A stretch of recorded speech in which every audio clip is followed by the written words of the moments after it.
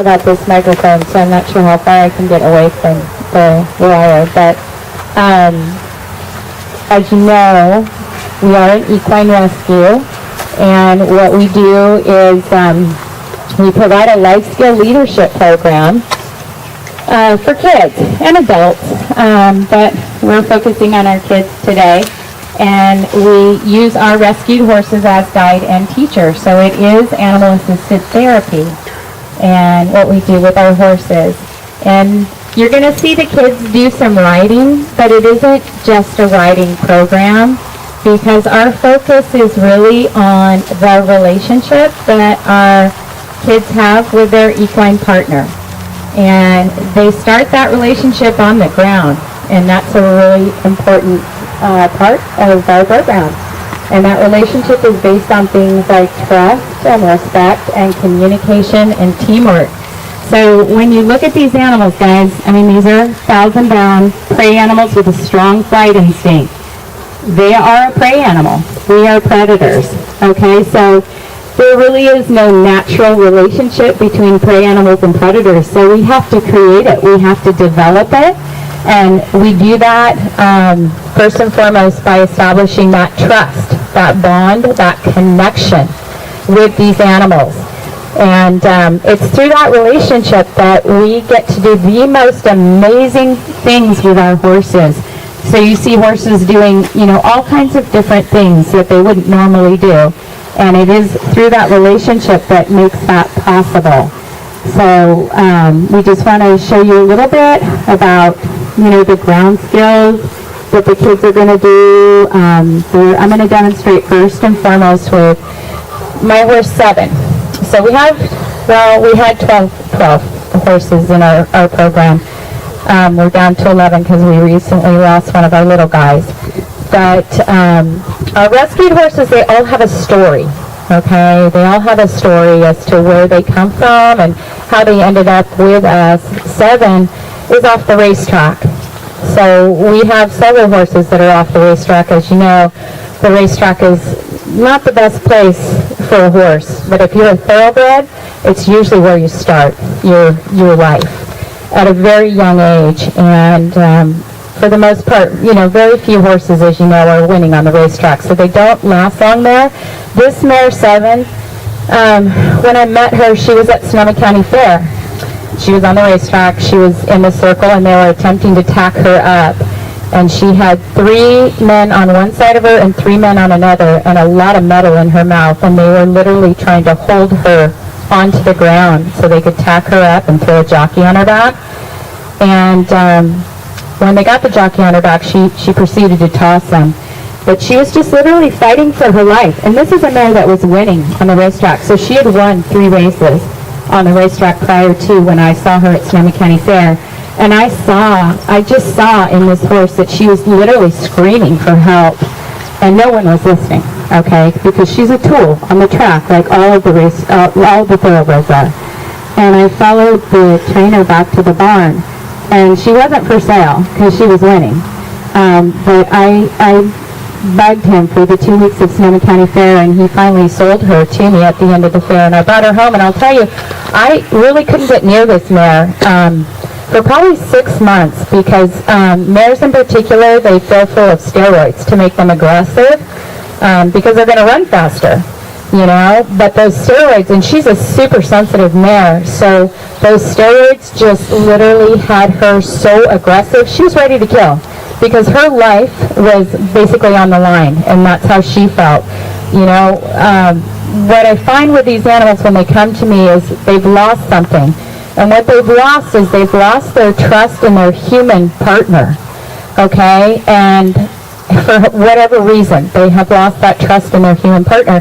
So the first thing that you have to do is you have to get that back. You have to get that back. And you get it back on the ground, and it takes as long as it takes, Because she was trained, she was on the track. It's not like, people were on her back and whatnot, but mentally, emotionally, she was broken.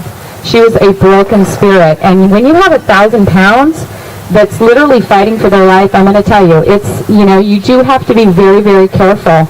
But, this mare and I, we go back a ways because I got her as a 3-year-old. And I spent a good year on the ground with her, just literally getting that relationship back and making sure that, she really trusted me and I was her safe place.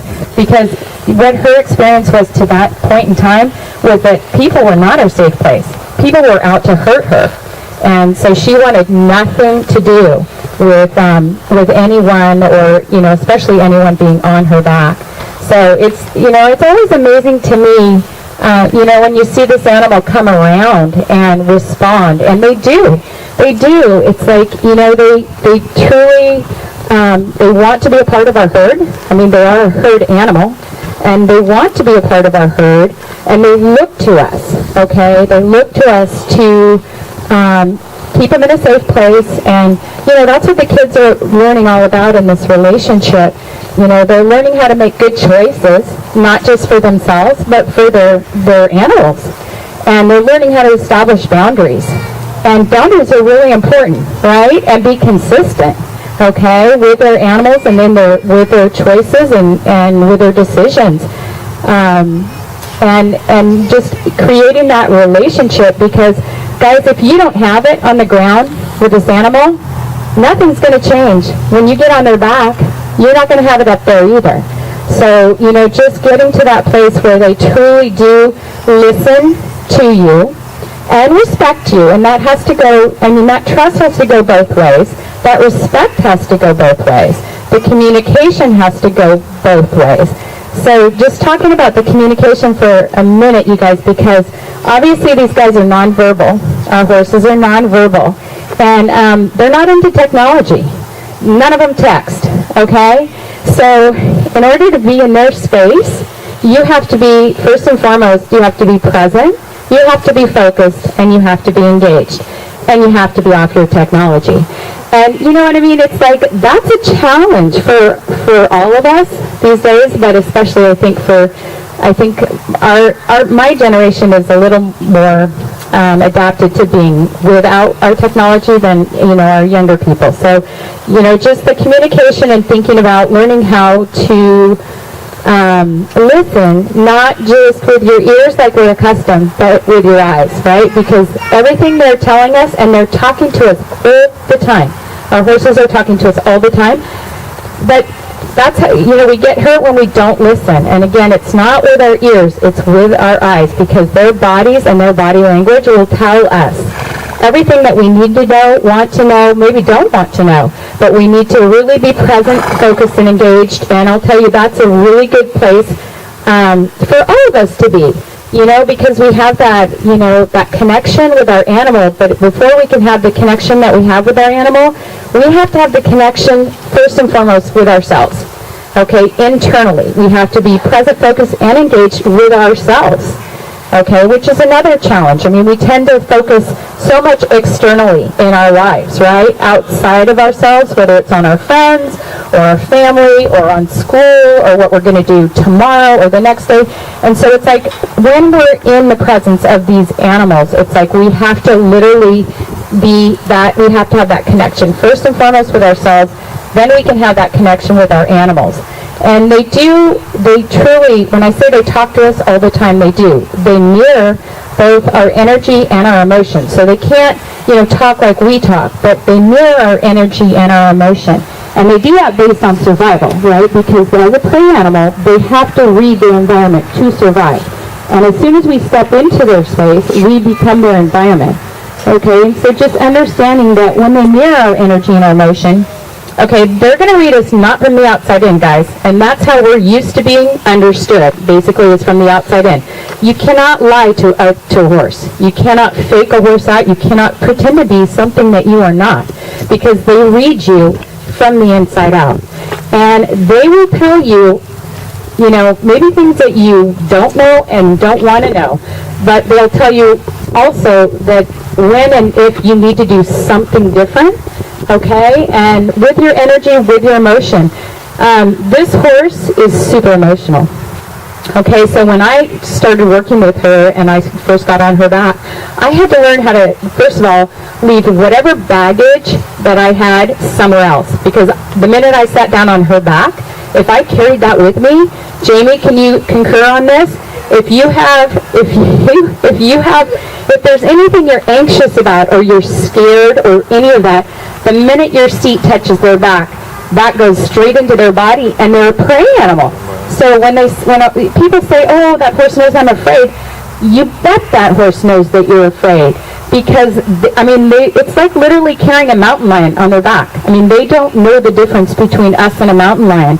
So it's like you really have to learn how to breathe, how to stay present, focus, and engage, how to let your stuff go somewhere else so that you can truly have that, you can say what you mean and mean what you say when you're on that animal's back and not give them a lot of static. And when I say static, it's like literally if you've ever talked on a phone and there's nothing, a bad cell phone in a bad cell phone area, you guys know how awful it is when you hear this, anything but the person's voice. And it's like that's what the horses hear when we jump on their back and we're full of our own stuff. And that's not the message that we're trying to convey. And whatever it is that we're trying to accomplish with this animal, it's going to become compromised because of that. So, in learning about our horses, we really learn about ourselves. And I tell you, it's such a great way to get grounded and stay grounded, because these guys, they're grounded in what's real and really important. Their lives are super simple, and there's a lesson to be learned from hanging out with a horse. It's so pure and simple. We cannot drag them into our worlds, okay? Our worlds are so complicated by design, as we all know. Theirs are not. They're super simple. So we have to go down into their space. And in doing so, they truly do keep us grounded in what's real and really important. So when I say that horses are the best teachers, they are. But you have to be willing, able, open to the lesson. And it may not be the lesson that you came, wanting to learn when you go out to work with your horse. But I'm going to tell you, if you stay open to the lesson, I've been doing this my whole life, over 3 decades. And, all of my horses, they all have something different to teach me. And, I can't say how valuable enough that those lessons are, because they apply in real life. And, what I tried to share with the kids in our program is everything that they're learning right here in this riding arena, it transfers into real life. I mean, Kit, you know that. Jamie, you girls know that. Everything you do with your horses, if you can learn to have a relationship with this 1,000-pound, again, prey animal with a strong flight instinct, and set boundaries and be consistent, let me tell you, it's going to help you in life. It's going to help you have better relationships with your friends, your family, your peers, your coworkers, your teachers, whoever. So these animals are the best teachers, and they're also the best healers. There's just something so safe about being in their presence and calming. And, just that knowing that you're in that place with this animal and that you have this relationship with this animal, it's a really good place to be. And I have to tell you, my boyfriend and I had the opportunity to go to the Napa Film Festival on Friday night. And they have a section now of films, and it's called The Best of the Winnies. Okay, and we saw 3 horse films, all on animal-assisted therapy. And research is showing, guys, that more and more that as our horses as therapists, they really work. They really work. The work that we do on the ground, on their back, whether it's animal-assisted therapy, whether it's hippotherapy, whether it's a therapeutic riding program, it works. It works. And the really cool thing about that is when we can start seeing these animals, we're an equine rescue. There's not enough equine rescues in the world to take in all the horses that need homes. But if we can start seeing these animals as having a purpose outside of just getting on their backs, because if that's their only purpose as a tool on the racetrack or jumping or, any which way we choose to ride them, then those horses that get old or get sick or aren't sound, they've lost their purpose. And they are euthanized, or they're put down, or they're, And so a lot of the horses that we've taken in, they have so much left to give, right? Kit, with Sweetie, an older mare, the woman didn't want her, wanted to euthanize her. We took her into our program, and she has just given us so much. And, so just having that purpose, and just making sure that, we have these programs in place, it's a win-win situation. It works for the kids, it works for the adults, and it works for the horses. So, you know, it's not just about getting on their back. It is about, you know, all of the things that I talked about, just that relationship and just seeing how far you can take that relationship. They have so much to offer. So anyway, I hope you guys enjoy, and thank you again for coming. And we'll definitely have a time where you can do any kind of questions and answers. But what I'm going to do with Seven is I'm just going to work with her a little bit on the ground, and then Jamie, which way did Jamie go, guys? Okay, so Jamie, who is again their prey animal, and their survival is dependent on that, all of those three things. So whatever it is that we want to do with our horses, we have to have that ability to communicate effectively with them, okay? Because they're on a completely different game plan. Okay, so girls, whenever you're ready, let's get our animals started. And might have to jump in and help out a little bit, I'm not sure. So, honey, why don't you come over here? You can share a little bit about what we saw with the Napa Valley Film Festival. Really? Yeah, come on, honey. You were there. You guys, this Napa Valley Film Festival, the best of the Winnie. I mean, it's so cool that horses and equine therapy has made it to a place where it's becoming recognized. That's huge, because that means that there's money and research and scientific, you know, backing that is supporting of that. Okay, so I'm going to just hand this, because they're all being actually really, okay, so we're all good. Okay, so, and if you watch, you guys, you can kind of see, just watch again watch the ears, watch the body language on the horse. The kids are using their voice, they're saying what they mean and meaning what they say, and their horses have to understand that, okay? And they're just kind of moving them through their paces. So lots of transitions. So, you know, we do walk, trot, canter, canter, trot, walk. And that's, again, just to reinforce that connection with our animal. Yeah, and breathe. Breathe, breathe, breathe. Okay. Okay, so... Okay, and Brisa, you're going to just kind of circle so you guys find a spot on the rail where you're not all crowded together. Okay, how you doing, Sarah? You having fun? Yeah? Good. Okay, yeah. Kind of, sort of. Okay. Okay, so sit up tall. How you doing, Jose? You look good. Okay, so let's have Jose and Hannah do a little trotting.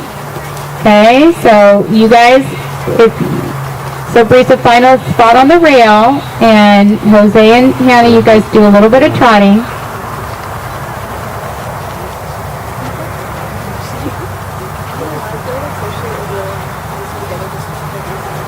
So we have mostly mares in our program, which is interesting, because the mares are well, let's just say they probably have more bad days than good days, which is good, because I think we have probably more girls in our program than boys, and so I think there's an understanding between the girls and the mares, as far as, you know, just that they just kind of have a little bit of an edge to them, so you really have to work a little bit harder to have that relationship. But I love them both. I mean, geldings are just a little bit different than the girls are. Okay, so look where you want to go, Tova. Look. There you go. Come on, don't be afraid. Look with your eyes. Come on, pick your eyes up. You got it. Okay, so we have Hannah over here on Lucy. They're doing the rising trot. And Jose's doing the sitting trot. Good. So Brisa, if you want to do a little trotting, you can. Okay, eyes up, heels down. So everybody's working just basically on the fundamentals. Good, Jose. Good, heels down. Which is a good place to start. So with Yvonne and Mr. McGee, we're just trying to get him to relax and just kind of be comfortable in our environment and in our herd because he is new in our herd.